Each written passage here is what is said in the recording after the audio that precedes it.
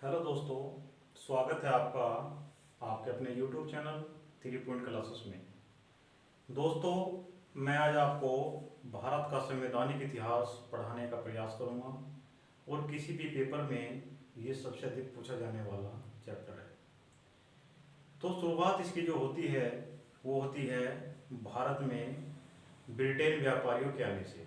जब भारत में ब्रिटेन के व्यापारी भारत में प्रवेश किए तो वो रानी एलिजाबेथ से 15 वर्षों का एक राजलेख, एक चार्टर, एक पत्र लेकर भारत में या पूर्वी देशों में पहुंचे। उस राजलेख में ये कहा गया कि जितने भी ब्रिटेन के व्यापारी हैं वो पूर्वी देशों के साथ 15 वर्षों तक एक अधिकार रूप से व्यापार कर सकते हैं। तो उन्होंने भारत में आकर के व्यापार करना प्रारंभ कर दिया।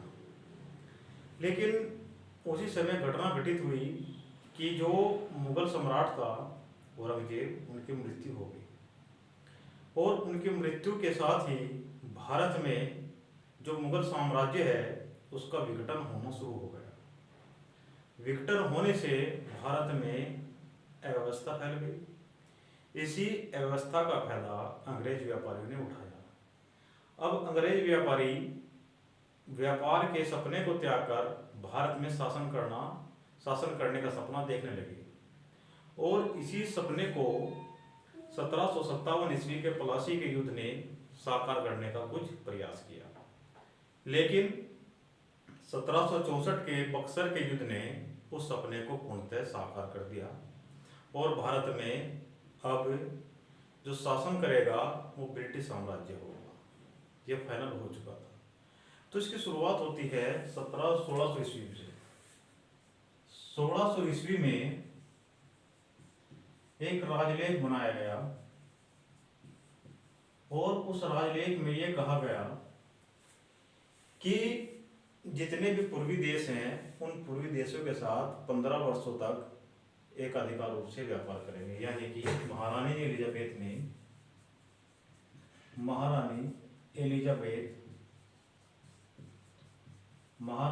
एलिजाबेथ के पत्र से पूर्वी देशों के साथ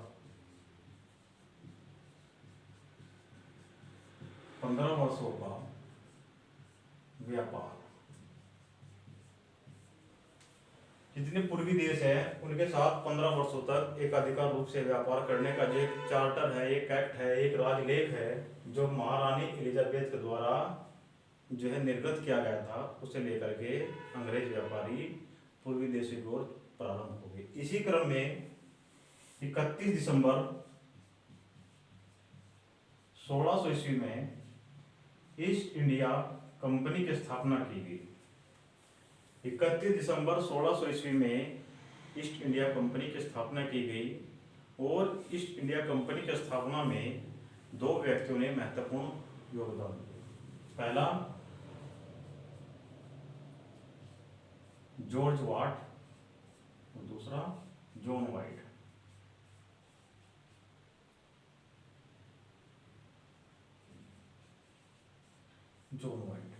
जॉर्ज वाट और जॉन वाइट के नेतृत्व में ईस्ट इंडिया कंपनी की स्थापना की गई और इसमें कुल 217 साझेदार थे।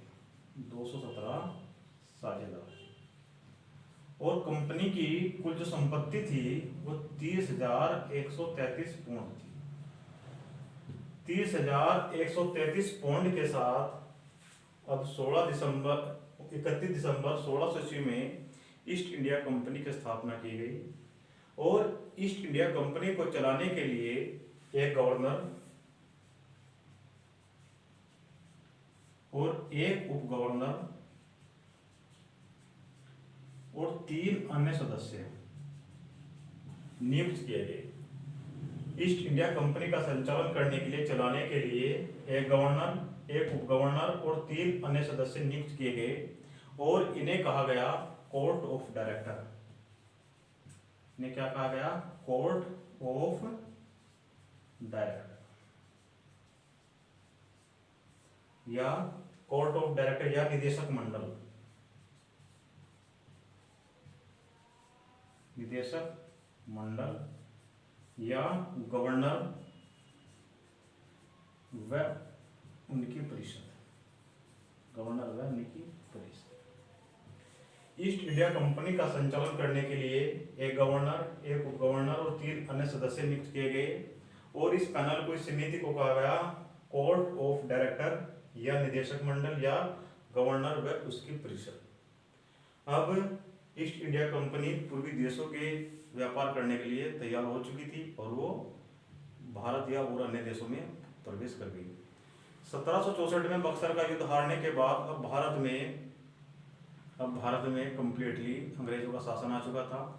लेकिन इससे पहले एक राजलेख और आया जिसे कहा गया 1726 का राजलेख। 1726 का राजलेख। इस राजलेख में क्या हुआ कि जो ब्रिटेन के कब्जे के जो क्षेत्र थे, कलकत्ता, बंबई और मद्रास, कलकत्ता, बंबई और मद्रास, ये क्षेत्र 1726 ईस्वी तक अंग्रेजों ने अपने अधिकार में कर लिए थे, इन पे कब्जा हो चुका था। तो इसमें कहा क्या गया कि जो ये पैनल है, ये पैनल इन तीनों में, कलकत्ता, बंबई और मद्रास में विधि या कानून बनाएगा। बस ये कहा गया, विधि बनाने का जो अधिकार है वो कोर्ट ऑफ डायरेक्टर या निदेशक मंडल करेगा। कलकत्ता, बंबई और मद्रास में विधि या कानून बनाने का जो अधिकार है वो कोर्ट ऑफ डायरेक्टर या निदेशक मंडल तय करेगा। ये 1726 का राजलेख में कहा गया। अब भारत में आता है 1773 का रेगुलेटिंग एक्ट। रेगुलेटिंग एक्ट ये महत्वपूर्ण है, 1773 का रेगुलेटिंग एक्ट। अब जो ब्रिटिश प्रधानमंत्री थे उस समय के, उनका नाम था लॉर्ड नॉर्थ। जो पीएम थे, ब्रिटिश पीएम, उनका नाम था लॉर्ड नॉर्थ। लॉर्ड नॉर्थ ने एक गुप्त समिति बनाई और उस गुप्त समिति को यह कहा गया कि भारत में जो कंपनी का जो शासन है उसे कैसे नियंत्रित किया जाए, इस पर आप एक रिपोर्ट बनाएंगे। लॉर्ड नॉर्थ ने एक गुप्त समिति बनाई और उस एक गुप्त समिति को यह कहा गया कि भारत में किस प्रकार से जो ब्रिटिश जो कंपनी है, ईस्ट इंडिया कंपनी, उसके शासन को कैसे नियंत्रित किया जाए, कैसे नियंत्रित किया जाए, उसके परिप्रेक्ष्य में आप एक कमेटी या एक रिपोर्ट तैयार करेंगे। उस रिपोर्ट को तैयार करने के लिए एक 24 सदस्यीय बोर्ड ऑफ डायरेक्टर की स्थापना की गई। प्रारंभ में बोर्ड ऑफ डायरेक्टर का जो कार्यकाल था वो 1 वर्ष था, लेकिन बाद में बढ़ा करके से 4 वर्ष कर दिया गया। बोर्ड ऑफ डायरेक्टर में केवल वही सदस्य भाग ले सकते थे जिनकी कुल संपत्ति कंपनी में जो लगी हुई थी 1000 पौंड से अधिक हो। यानी कि जिस व्यक्ति की संपत्ति है 1000 पौंड से अधिक है, वही बोर्ड ऑफ डायरेक्टर के सदस्य के रूप में नामित हो सकते थे। ठीक है जी।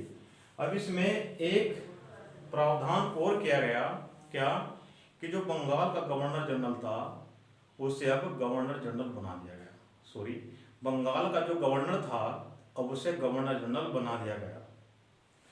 बंगाल के गवर्नर को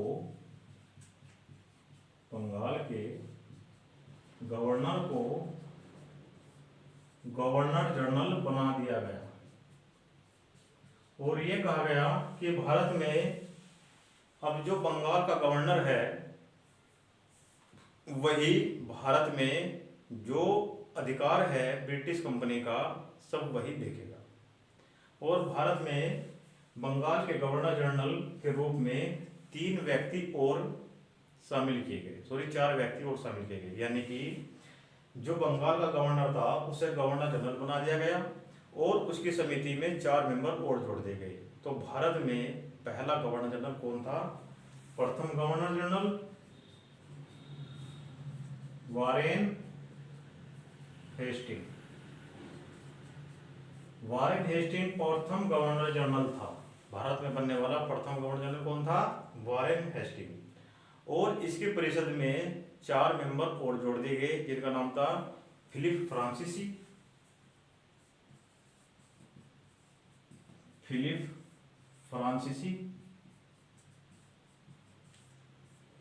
मार्सन बारवेल, फिलिप फ्रांसीसी, मार्सन बारवेल और क्लेवरिन। करेक्ट। 1773 में प्रावधान किया गया था कि बंगाल का जो गवर्नर है वो अब संपूर्ण भारत का गवर्नर जनरल बनेगा, और इसी क्रम में प्रथम गवर्नर जनरल के रूप में वारेन हेस्टिंग भारत के प्रथम गवर्नर जनरल बने। और इनके 4 और सहयोगी थे, जैसे फिलिप फ्रांसीसी, मार्सन बारवेल और क्लेवरिन।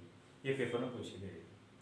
और इसी में 1773 के एक्ट में प्रावधान और किया गया कि भारत में एक सुप्रीम कोर्ट की स्थापना की जाएगी। भारत में एक सुप्रीम कोर्ट की स्थापना की जाएगी।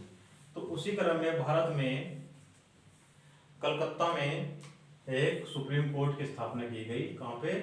कलकत्ता में। कलकत्ता में एक सुप्रीम कोर्ट की स्थापना की गई, और उसमें जो है एक मुख्य न्यायाधीश और 3 अन्य न्यायाधीशों की नियुक्ति की गई। एक मुख्य न्यायाधीश, इसका नाम था एलिजा इम्पे, और 3 अन्य न्यायाधीश, जिनका नाम था 3 अन्य न्यायाधीश और नियुक्त किए गए, जैसे चैम्बर्स, लिमेस्टर और हाइड। 1773 के रेगुलेटिंग एक्ट के तहत कलकत्ता में सुप्रीम कोर्ट की स्थापना की गई, और इसमें एक मुख्य न्यायाधीश और 3 अन्य न्यायाधीशों की नियुक्ति की गई। मुख्य न्यायाधीश के रूप में एलिजा इम्पे और अन्य न्यायाधीश के रूप में चैम्बर, लिमेस्टर और हाइड, इनकी नियुक्ति की गई। अब एक चीज और थी कि अगर कोई व्यक्ति सुप्रीम कोर्ट के विरुद्ध अपील दायर करना चाहता है तो कहाँ कर सकता था। इसका प्रावधान ये किया गया, अगर कोई सुप्रीम कोर्ट के विरुद्ध अपील करना चाहता था तो वो लंदन में स्थित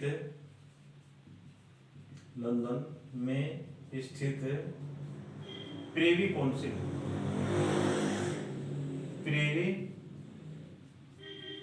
में अपनी याचिका दायर कर सकता था।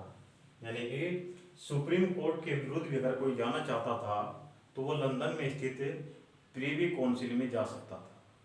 और इसमें यह प्रावधान किया गया कि भारत में बिना लाइसेंस के व्यापार करना प्रतिबंधित होगा, और भारत के लोगों से उपहार लेना व रिश्वत लेना पूर्णतः बंद कर दिया गया। इसमें क्या कहा गया 1773 के रेगुलेटिंग एक्ट में, एक तो बिना लाइसेंस के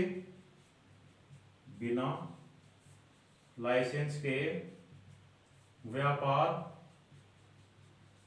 प्रतिबंधित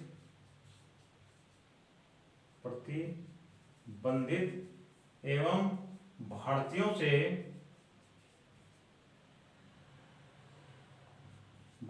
से रिश्वत व उपहार लेना प्रतिबंधित कर दिया था। एक बार पुनः देख लेते हैं।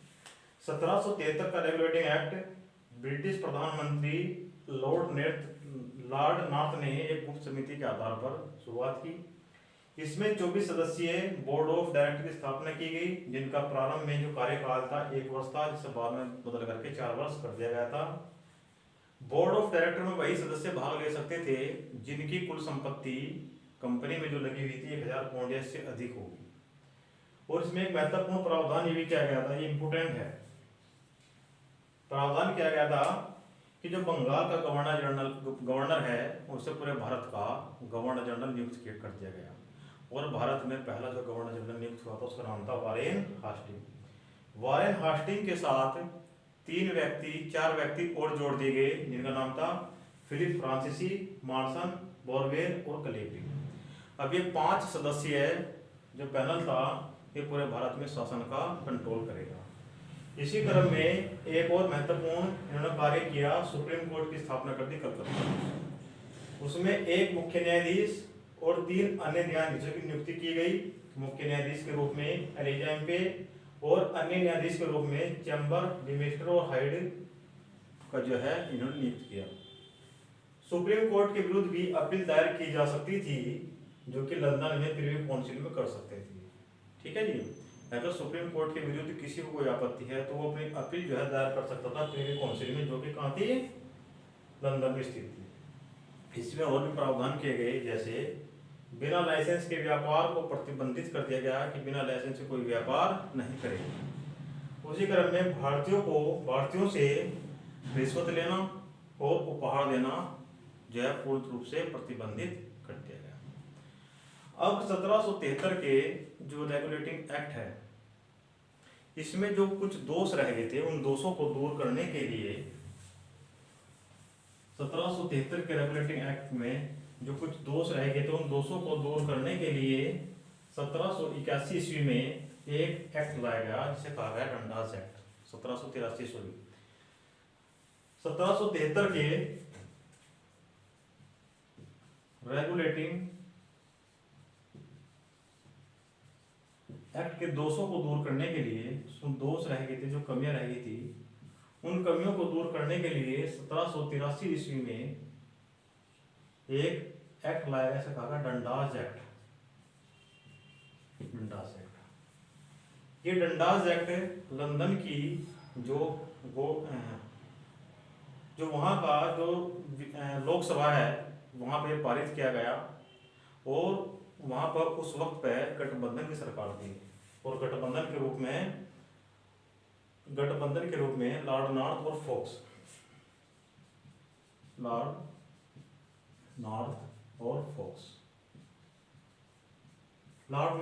फोक्स की गठबंधन की सरकार थी, और इन्होंने रेगुलेटिंग एक्ट में जो दोष थे उन्हें दूर करने के लिए 1783 में डंडास एक्ट लाया गया।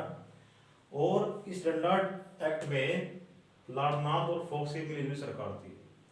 ये एक्ट पास नहीं हुआ और फाइनली लॉर्ड नॉर्थ और फोक्स की सरकार को त्यागपत्र देना पड़ा। अब ये पहली बार घटना घटित हुई कि किसी भारतीय मामले में ब्रिटेन की सरकार को अपना त्यागपत्र देना पड़ा। ये पहली बार ये घटना घटित हुई। अब आता है 1781 का सेटलमेंट एक्ट। 1781 का सेटलमेंट एक्ट 1781 का सेटलमेंट एक्ट। इस एक्ट में और कुछ नहीं हुआ, बस ये हुआ कि जो बंगाल का गवर्नर जनरल था उसे बिहार और उड़ीसा, कलकत्ता का जो गवर्नर जनरल था उसे बंबई, मद्रास के अलावा बिहार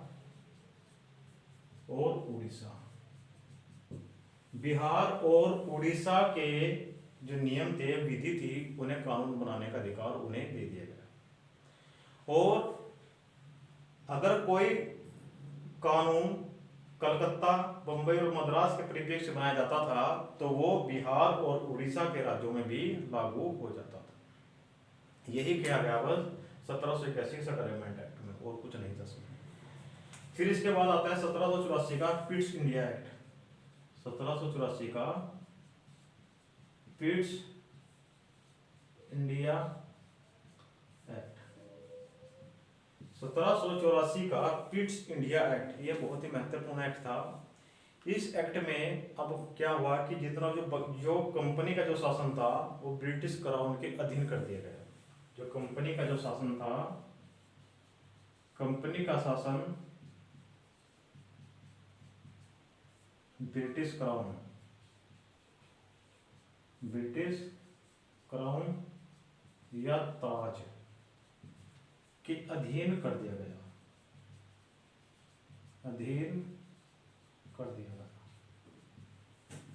कंपनी का जो शासन है वो ब्रिटिश क्राउन या उनके ताज के अधीन कर दिया गया। और इसमें गवर्नर जनरल की जो परिषद थी उसमें जो 5 मेंबर थे उन्हें घटाकर 4 कर दिया गया। गवर्नर जनरल की परिषद में मेंबर में 5 से घटाकर कितना कर दिया गया, अब ये 4 कर दिया गया। पिट्स इंडिया एक्ट में जो 5 मेंबर थे, वारेन हास्टिंग के साथ मार्सन फ्रांसीसी बॉर्बेलो क्लेवरिंग थे, इन्हें घटाकर अब कितना कर दिया गया? 4 कर दिया गया।